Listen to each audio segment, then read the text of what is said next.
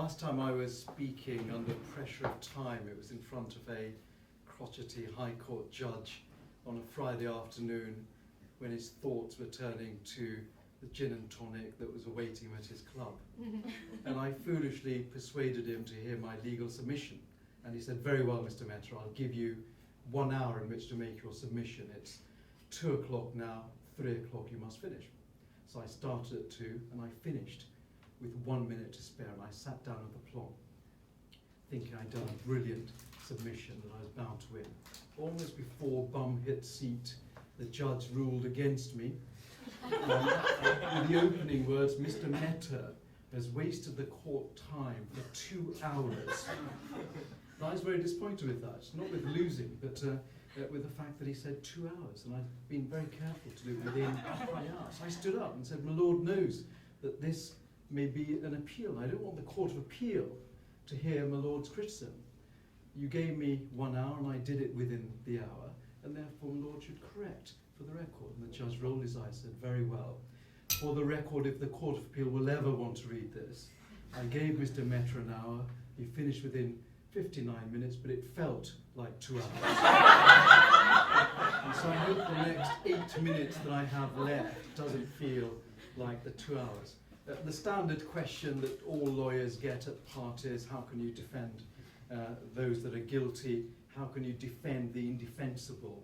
Is really what one is getting at. And I could give you all sorts of quotes from Plato and Shakespeare and the Socratic way of justice, etc. But rather than doing that, what I thought I'd give you is a very short anecdote. I've never done it within the 7.5 minutes that I've got left, but I'll try. And I'll leave it for you to decide what you get from this anecdote, whether you get the lawyers not doing their job properly, whether you get the prejudice from the lawyers, whether you in fact conclude that even those that are seemingly very guilty are deserving of representation. And even if I get you to start thinking about that, then I'll have done my job, even if I don't necessarily persuade you that every person who says they are not guilty are deserving of representation, however reprehensible their alleged crimes might be.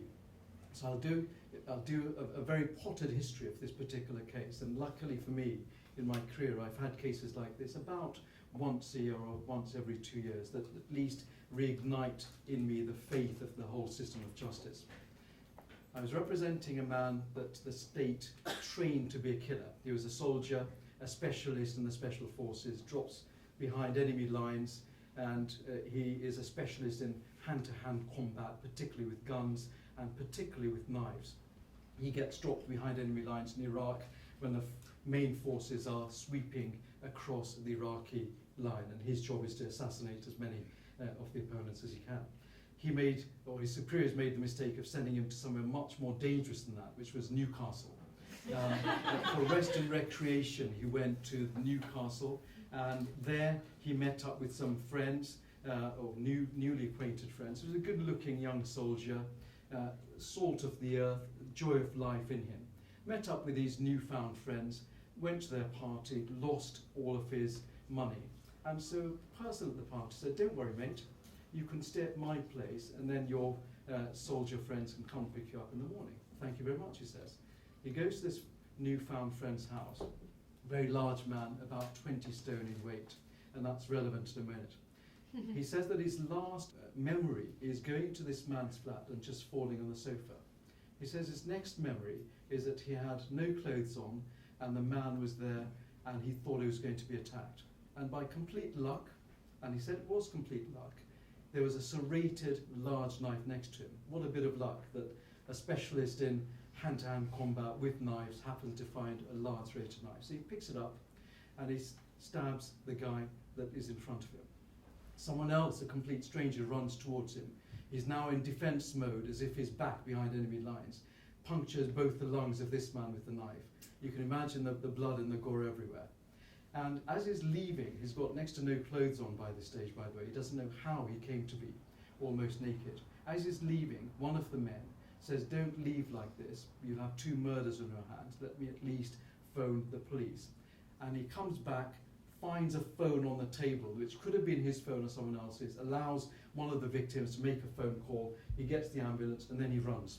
And he runs, dumps the knife that he's still got on him, covered in the victim's blood, and within 24 hours, his mates have picked him up, back of a white van, on an airplane, in the bushes in South Africa. Safe as far as is concerned. Eventually comes back. I then get instructed with the solicitor. Between myself and the solicitor, we have about 50 years of experience between us. What we see is a young man who has no chest hair, who has half an eyebrow shaven, so of course we assume he must be gay. We have all of these facts, and we say, hold on a minute. So you say that you have no memory of this? No, I don't.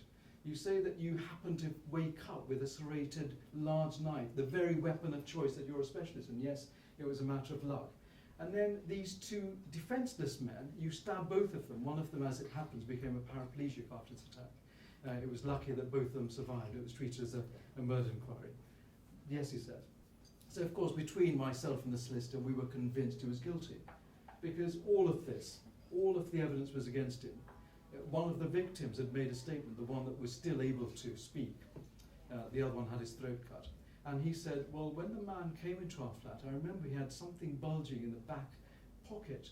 And I thought, this is odd. And I looked at it, and it was the blade, or it was the handle of a large knife. And I thought, well, I wonder why he's coming into our house with a knife. So you put all of that evidence together, and you think, this is a man that is guilty. And he's almost killed two men in the most horrible way. And now he wants us to defend him. What on earth are we to do? So we try to persuade him to plead guilty. And he says, look, I know it looks wrong, and I know you don't believe a word that I'm saying, but I'm not guilty. And so we decide that, of course, given that he said he's not guilty, we represent him. And so we then start the laborious process of seeking some more information from the prosecution, because we have to do our duty, we feel, despite what others think, what other members of the bar think, what people in my own chambers think about representing this reprehensible character. By this time, this was all in the news. The families of the victims were in the press as well, outraged at the behaviour of this soldier. We'd also had a backup plan of a medical expert, because our private view was that this soldier had seen too much action on the front line, and therefore he was suffering some form of post-traumatic stress disorder, and therefore if he's convicted, as we were convinced he would be, then at least we've got some mitigation lined up from some medical psychiatric experts. So we sought some disclosure from the prosecution. We thought we'd better get some evidence from the phone that he allowed one of the victims to use to make a phone call. And the police said, actually, we've not examined any of the phones. Which phone is it? Because there were 5 phones on the table. And we said, well, we want all of them. And they denied us access to any of those phones. And we had to make a number of applications to court and got the phones. And we got a phone expert. The first phone expert that we got a week later said, you won't believe what I found on this phone. I found a number of photographs. And there are a series of photographs of the defendant, the soldier, first lying flat on the sofa with his clothes on, the next without his t-shirt, the next photograph with his pants off. That's quite useful, you might think.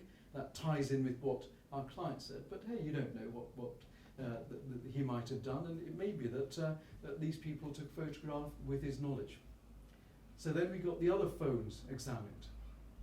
2 weeks later, again, the prosecution saying no, had to go to Newcastle Crown Court, had to get a judge to order that we have access to the other phones. Second phone, we discover, has got a video. This time, it's a video showing my client with his arms floppy, lying face down on the sofa, with 2 hands from outside pulling off his top, 2 other arms pulling off his trousers. Then you think, blooming heck, he might actually be telling the truth. We better do some more research.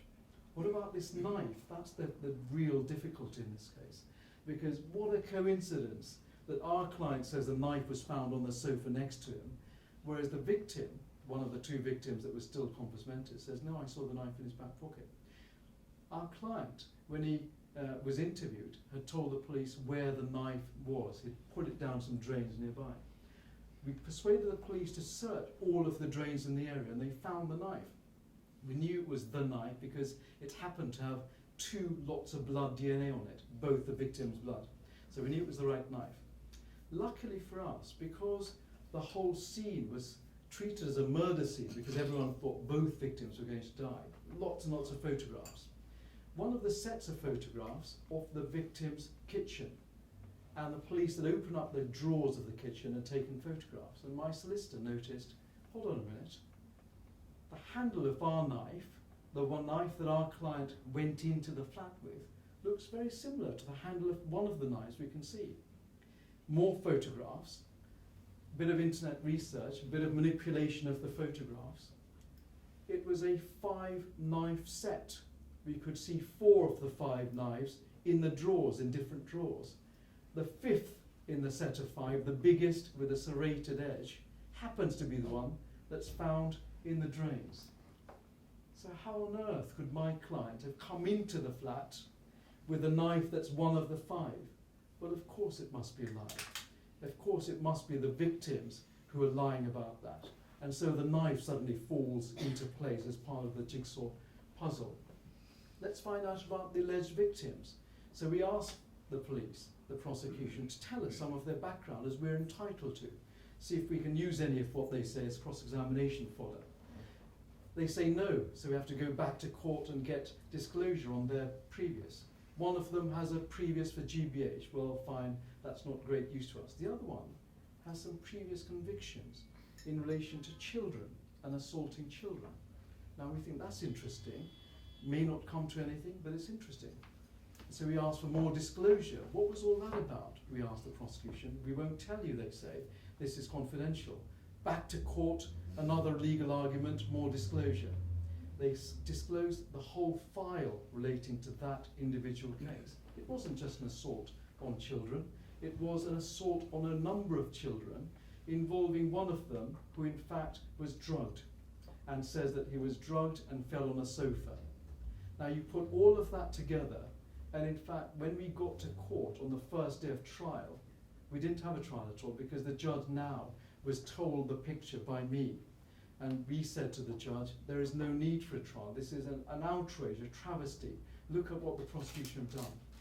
The judge insisted that the prosecution should take a second opinion. 10 minutes later, they came back and offered no evidence. Now, this was in relation to a man who, at the end, we were convinced was not guilty.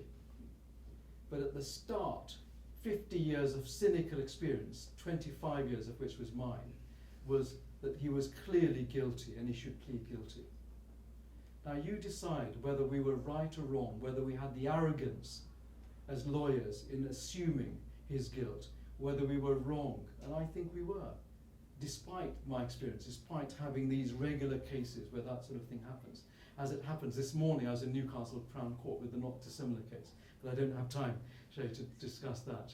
But you now decide yourself whether in fact the guilty should have the right to representation.